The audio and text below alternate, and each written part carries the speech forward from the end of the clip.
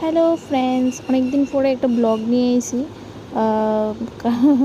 অনেক দিন ধরে ব্লগ টক করি না, তো ভাবতেছি যে আবার শুরু করুম, কারণ এবার একটু ফ্রি হয়েছি আর কি। প্রিহানের স্কুলে যেহেতু দিছি তো একটু সময় পাই আগে, কারণ প্রিহানের নিয়ে সেটা সময়ই পেতাম না।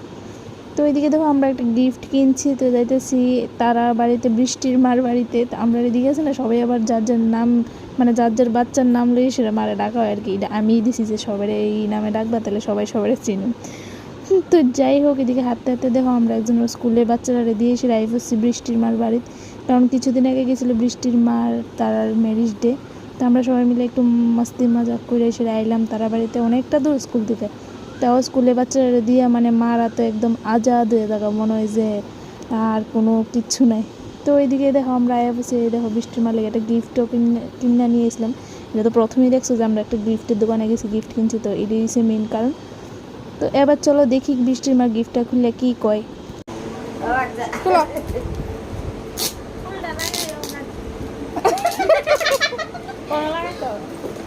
লাগাইবে না বৃষ্টির মাঝে ভালো লাগে।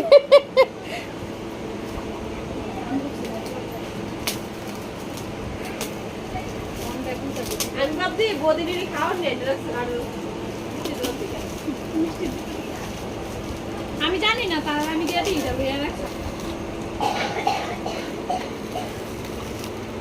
পছন্দ হয়েছে নি? হ্যাঁ, এটার মধ্যে একদিন রান্না আমরা খাওয়াই সুন্দর করে।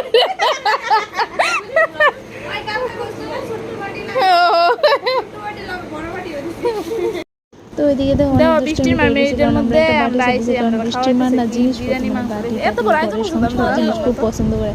আগের দিন আমরা গল্প করতেছিল, যাই হোক কোনো একটা কথা নিয়ে এসে ভাবলাম যে আমরা তাহলে সবাই মিলে সেটা একটা বৃষ্টির মার এই বাড়ির সাথে গিফট করি। প্রথম ভাবছিলাম ফটো ফ্রেম দিব। এদিকে দেখো আমরা সবাই বৃষ্টির মামলার পাঠিয়ে দিয়েছি বিরিয়ানি মাংস, আমরা বয়ে গেছি। দেখো আর তারা দুই জলের মধ্যে এত সুন্দর মিল, বিশ্বাস করো আমি দেখেছি আমার এত ভালো লাগছে, বাপরে বাপ। তারা একদম দুই বোনের মতন। বড় জাল কিন্তু বৃষ্টির মা, কিন্তু কিন্তু যাই হোক বোঝা যায় না এত সুন্দর হয়েছে তারা, মানে মিশুক। তার জিনিসটা ফ্যামিলিটা দেখেছি আমার খুবই ভালো লাগছে, এরকম ফ্যামিলি পাওয়া ভাগ্য লাগে। তো যাই হোক, এদিকে দেখো আমরা সবাই মিলে বয়ে গেছি। আর এই জন্য দেখো এমন খানা দিছে, মানে কইয়া লাভ নেই। খাইয়ে পুরো সবাই লাগে খাই সাবার করে সবাই লাগে ভাই, তো খাইয়া বমি হয়ে গেছে আর কি, মানে শরীরটা বেশি একটা ভালো না। কিন্তু এদিকে সবার আগে থাল পরিষ্কার হয়ে গেছে। তো যাই হোক আমরা সবাই একটু দেখতে আসলাম, তো আমরা যার জন্য খাওয়া টাওয়া সাইড, আমিও সকালবেলা তাড়াহুড়া করে এসে গেছিলাম, খাইতে আর সময় পেয়েছি না। তো এদিকে দেখো এবার আমরা খাওয়া দাওয়া করে